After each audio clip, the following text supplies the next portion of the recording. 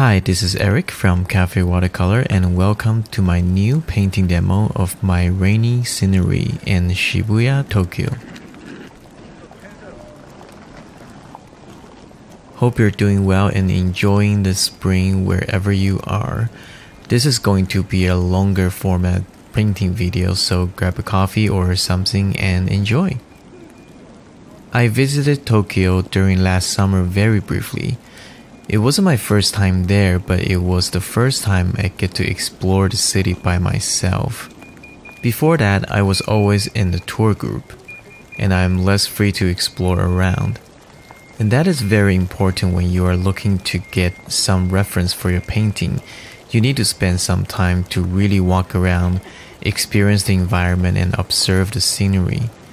You can be in some of the most remarkable place in the world but pick the wrong subject to paint if you don't spend enough time to observe and study. People mistakenly think beautiful scenery equals to good painting subject, but it's often the opposite.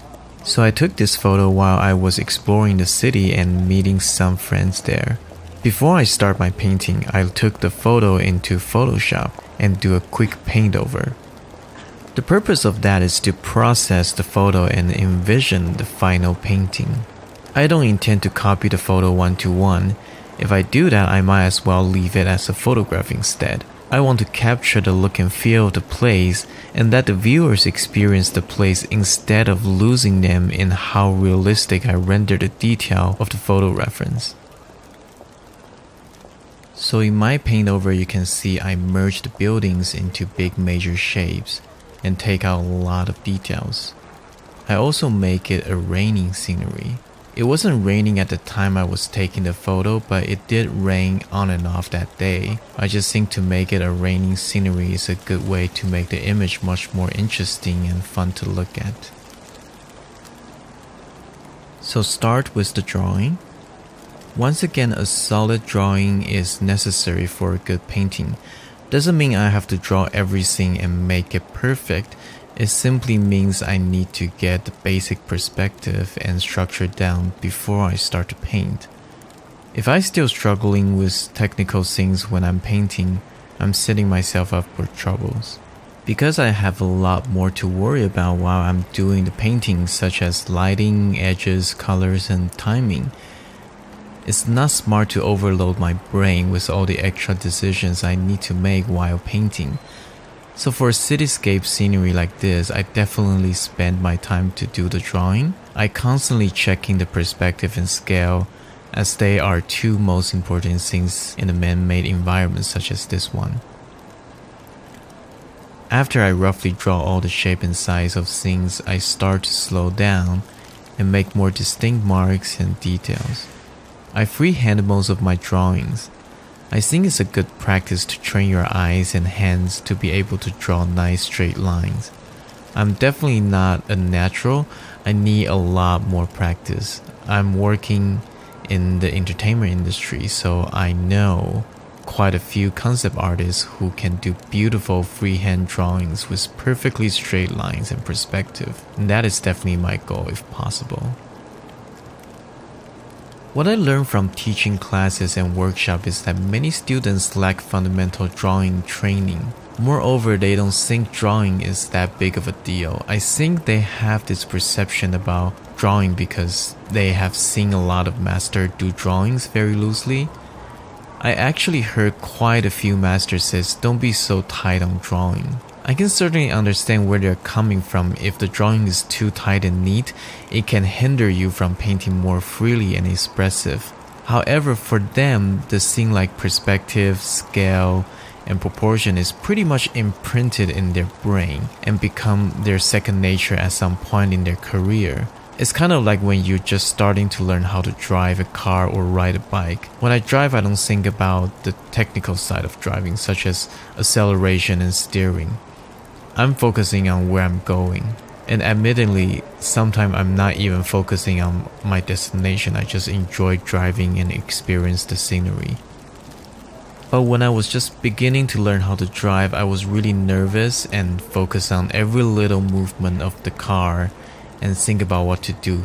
If I steer too much, the car will lose control. If I slam the brake too hard, I will fly forward, such and so on. And that's the same thing for the fundamental. When you just start learning, drawing is very important and you should definitely take your time to focus on them. It's okay to be a bit tighter as you are become more familiar with perspective, scale, structure, proportion, lighting and things like that. You will naturally start to loosen up and be more expressive without losing accuracy. Now I'm starting to draw the cars on the road. As always, they should be following the perspective of the scenery. The original photo doesn't have any car in the foreground, but I added a taxi on the left foreground in my painting. Doing so will add the depth of the painting as well as having something that leads viewers' eyes into it. This car also gives some more detail to look at in the finished painting. Move on to the right side of the painting, adding more people on that plaza. It's very crowded there. I only drew a couple figures, but I was planning to paint a lot more figures by suggestive brushstroke and stuff. An important thing is to keep their head around the same level, which is the horizon or your eye level. I took this photo at ground level, standing up, so it has to show. While there are taller and shorter people, the height difference should be very subtle. You don't want any specific figure to pop out in the height and out of place. Here's the finished drawing.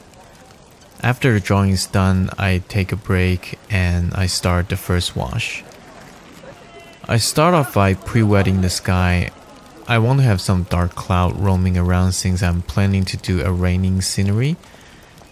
And also the sky is a big part of the painting, so a little bit of variation would do us good. So pre-wet the surface, leave some white where I want the cloud to be.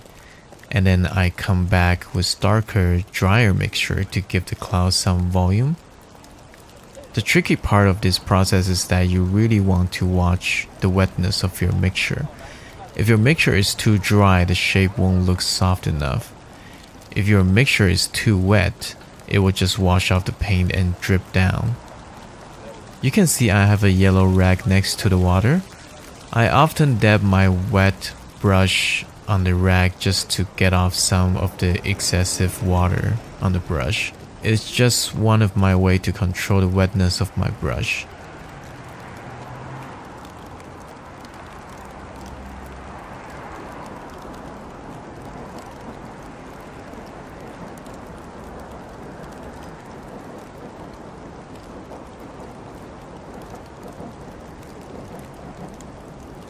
After a certain point, I will have to stop messing with the sky. The biggest mistake is the thought of just one more stroke. That one more stroke usually messes up what you have going, and it will start to produce some messy edge and actually ruins it. So stop when you think you're about to be done and continue on.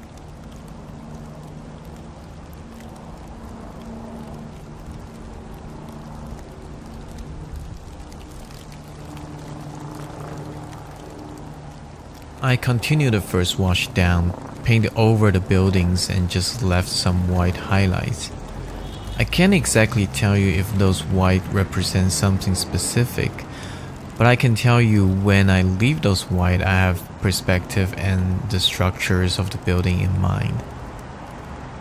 As I continued to wash down, I started to darken the color a bit, so it gets heavier. I also purposefully leave some more white near the horizon. Those can be distant buildings, lampposts, cars, or things like that. The point is to suggest the scenery goes on into the distance, even if we cannot see it.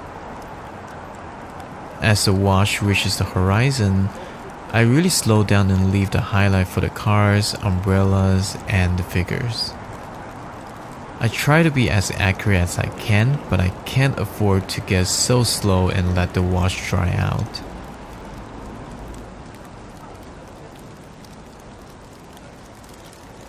Now I just go with clean water and soften the edge.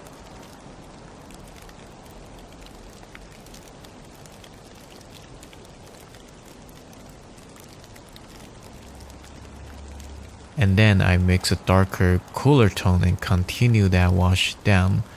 So we have a cloudy sky and a warmer, darker horizon to a lighter, distant ground to a darker, cooler foreground. That's what the first wash is about, to establish the atmosphere and the overall light of the scenery. It should be as clean as possible. I left the whites for the crosswalk, trying my best to have them follow the perspective. Now I take a smaller, clean brush and I squeeze out the water.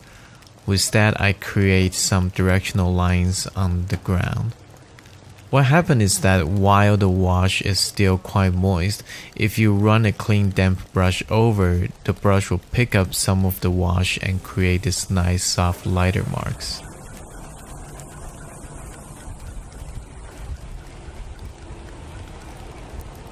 Now I start to paint the actual buildings in the second wash, painting all the buildings on the left as a group instead of separate all the shapes. I did leave out things like signage and balconies. Those are some important things I want to keep in this painting that really speaks Tokyo.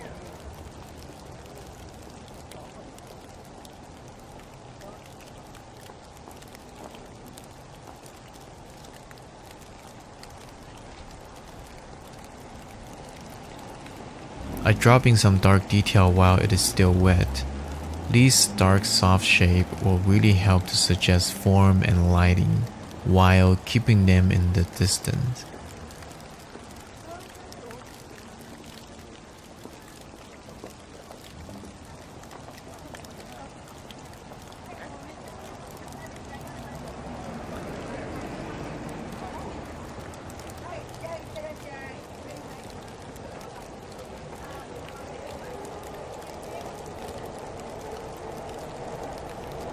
When the wash is wet, it is also the good time to play and add some colors, textures, and distant elements. Wet on wet is watercolor at its best.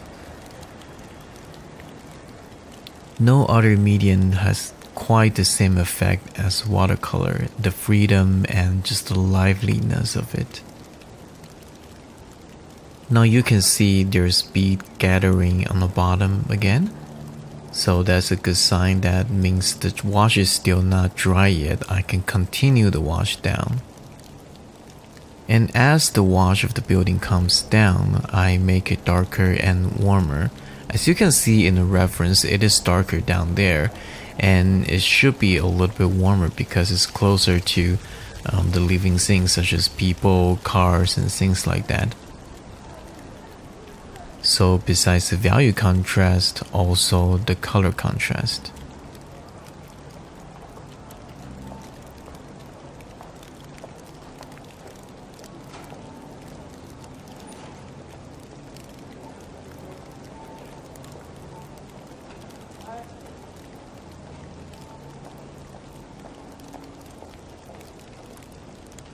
I continue the wash to the right across the middle, paying attention to the lights of the car and distance elements. The wash continued to the right side of the painting.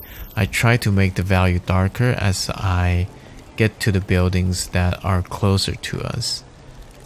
I can technically glaze it over after the wash is dry, but the earlier I can do this, the better, and the fresher it will look.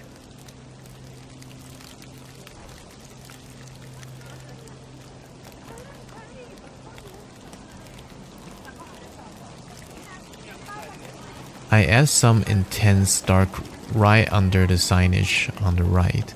This creates a nice soft shadow. That little bit of dark shadow really creates the little gap between the signage and the building. Tokyo is a city that rains quite a bit, so some buildings have water stain and such. This is where painting at an angle really helps. Anything I put down will flow downward. That will work great for scenery like this.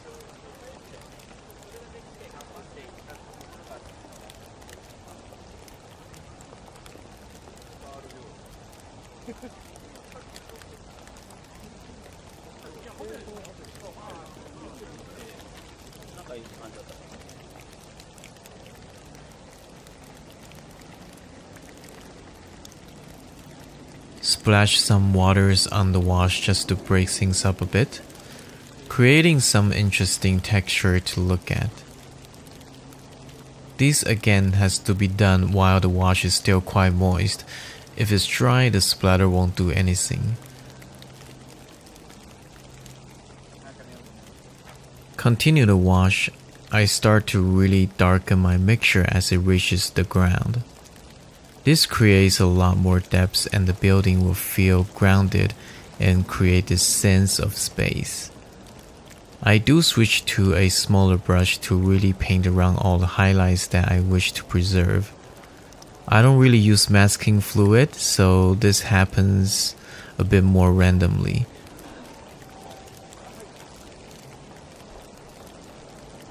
Once again, I ran across the bottom with a clean brush to soften the edge. Continue to the right building. I just paint the dark windows. I didn't follow the photo exactly, was being a bit more spontaneous. But as spontaneous as I could be, I still try to keep perspective in mind. I believe there's a fine line between being spontaneous and expressive than just flat out messy and making fundamental mistakes.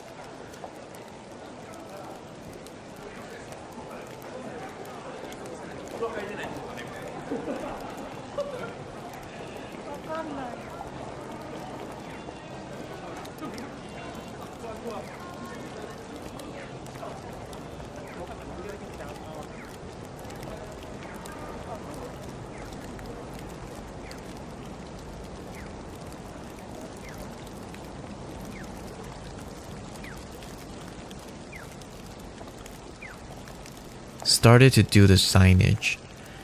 I leave one of the signage as pink because I do want some color in the painting. However, I keep the color fairly washed out so it remains in the atmosphere and won't take too much attention away.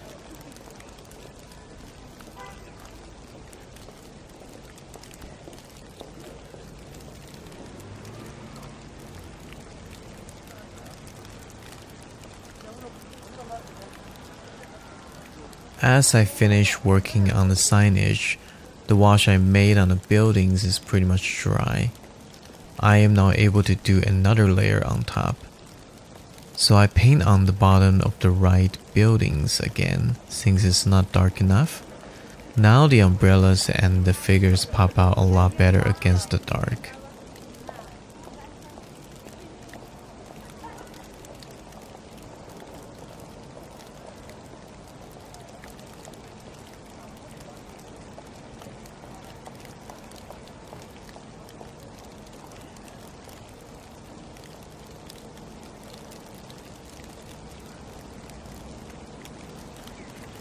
Here I started to paint some wet reflection.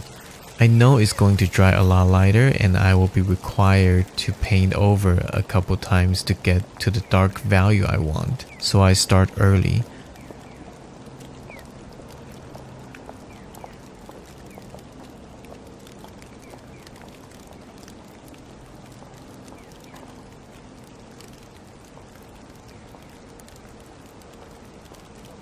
Now I'm starting on the figures.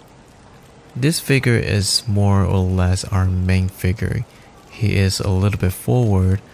Small figures are very delicate things. It largely relies on your brushwork.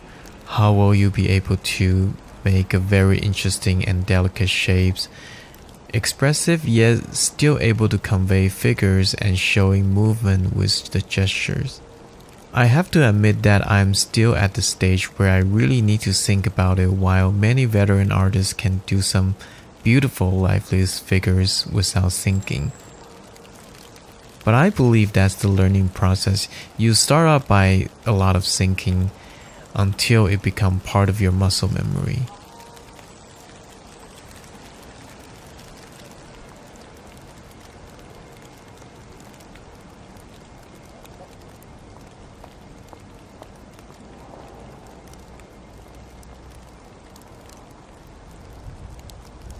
painting a small car there behind the crowd. There's this tiny street that leads into a small alley, so I thought it would be fun to sneak a little car in there.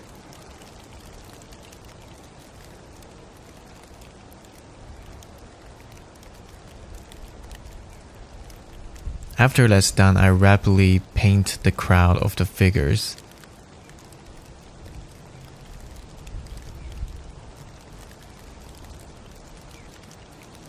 Now that I look at it, I think I could have connected them a bit more so they look more unified. But what's done is done, so learn by experience, I guess.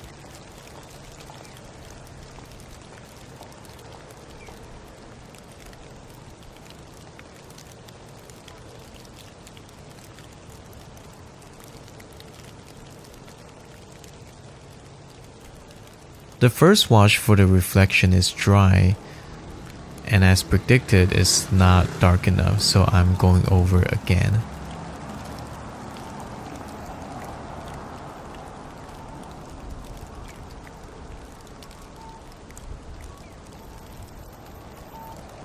And also the wet reflection of the main figure here. The same process, pre-wet the area and drop the dark in. Here I use quite a bit of neutral tint. Because I painted in an angle, the pigments will naturally flow down. And this is a really fun thing to look at because you're letting watercolor do its work for you.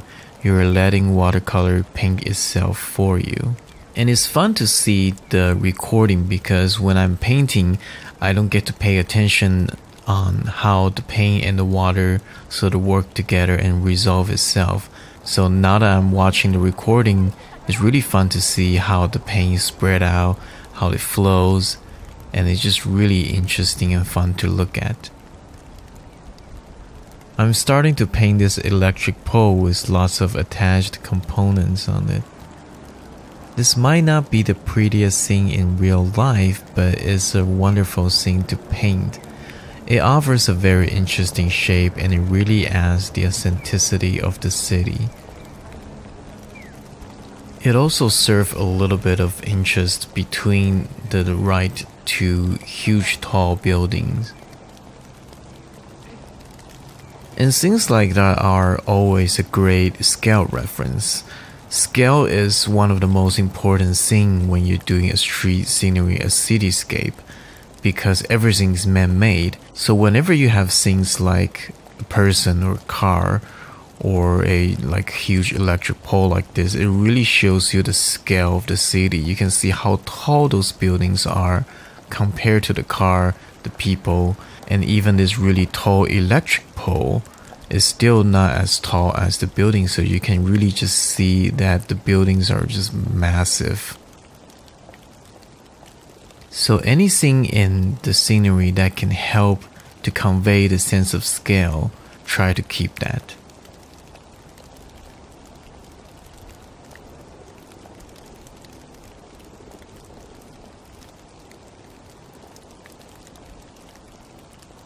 Starting to add some colors to the scene. The whole painting has been really gray, which is pretty closely resembled to my reference, but that also makes this red pop out a lot.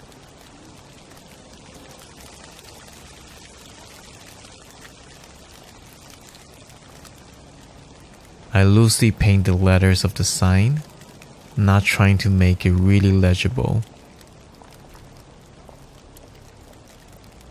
I want this building to pop out a bit more, so I glaze over and make it a bit darker. I'm also adding some dark marks to the right to give more depth and suggest structure. Now I'm painting some little elements such as those spotlights next to the signage. Those are just some great little details that really add more storytelling and authenticity to your scenery.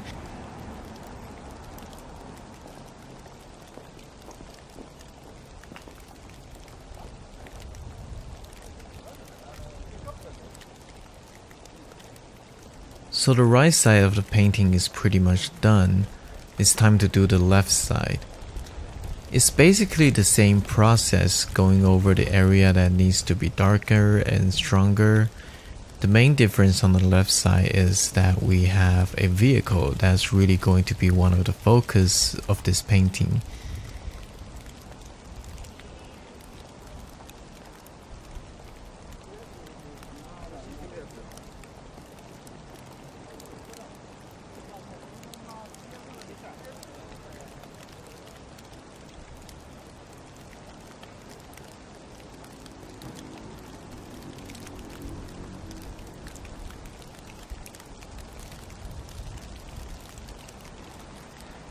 And you can see as I paint the dark part of the building, I have it connect to the black windshield of the car. Connecting shape is very important in watercolor. It gives more atmosphere and fluidity.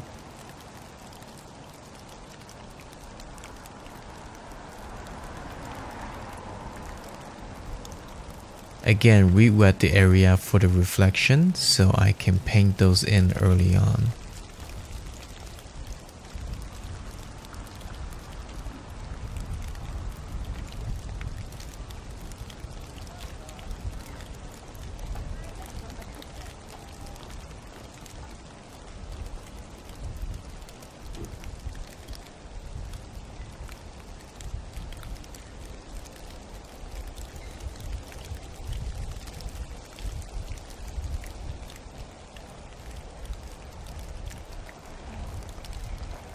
After that's dry, I started to render the foreground taxi.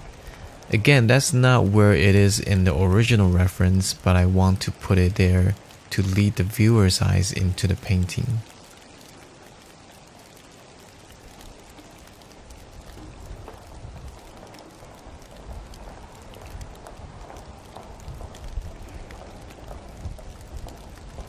Leave some highlight for the top of the trunk so it shows some form.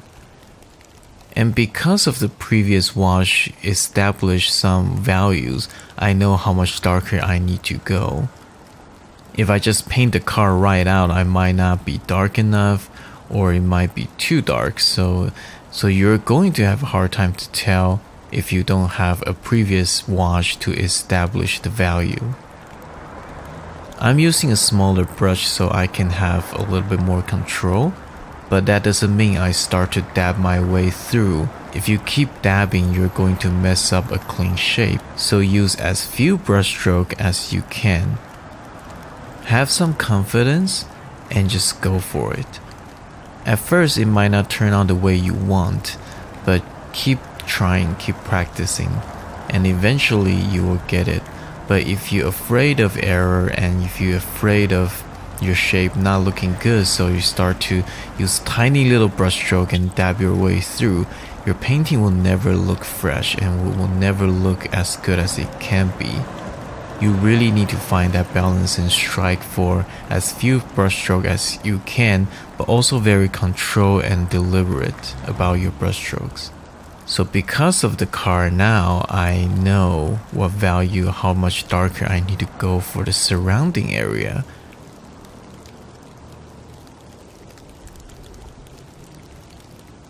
Red tail light with my red and orange gouache.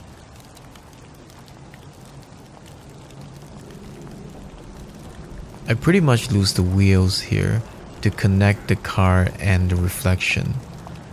Again, just to make it feel it belongs to the atmosphere in the scenery.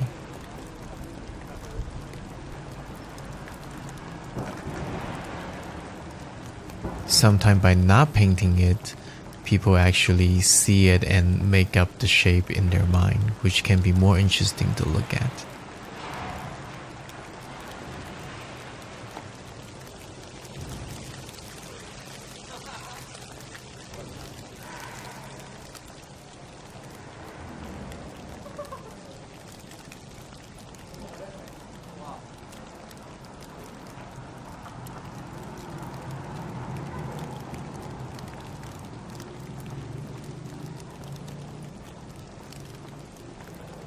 Now I go back up to paint the signage. Again, they are very loosely painted. I just want some shape and colors. But still, try to keep perspective in mind. The graphics on the signage, they should still follow the perspective. So if your signage is going a certain way, the graphic inside, if it's like a straight horizontal line, it should follow the same perspective as the sign. So there's not a lot of point in a painting that you can just blindly and mindlessly just paint. There's always a little bit of thought process behind it. I painted the top sign a bit, but I decided to lose it, so I press it with the paper towel. I'm glad I made that decision so it won't be so distracting. Paint the figures and I start working on the secondary cars in the background. They are more into the distance, so I can be looser with fewer details and some simple brushstrokes.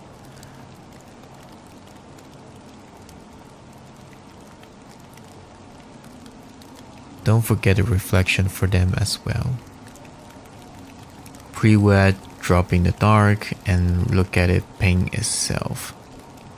You can give it a little bit of gap in between so you can break up the reflection a little bit, so it's not going to feel like a completely smooth mirrored surface, because the road is a little bit bumpy and there's a little bit different degree of wetness in it.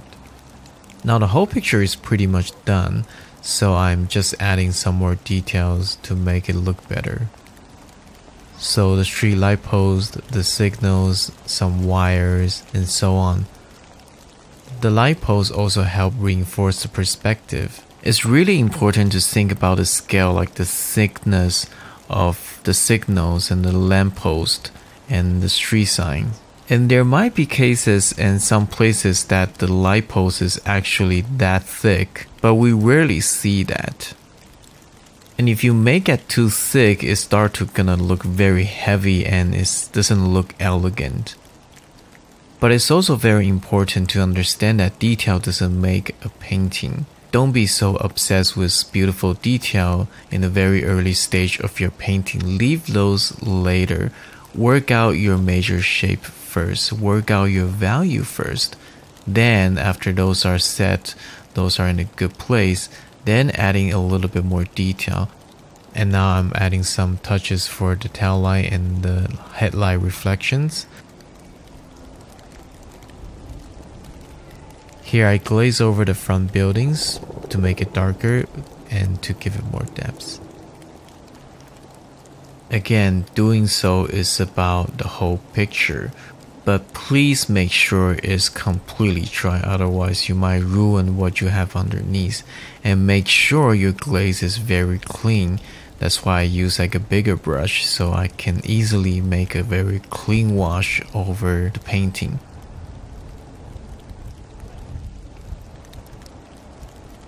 And we are finished.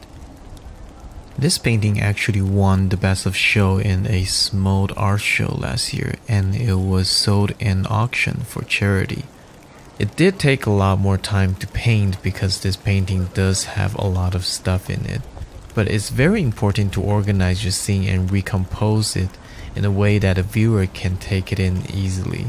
I hope you enjoyed this video. Please be sure to subscribe and check out my website at cafewatercolor.com.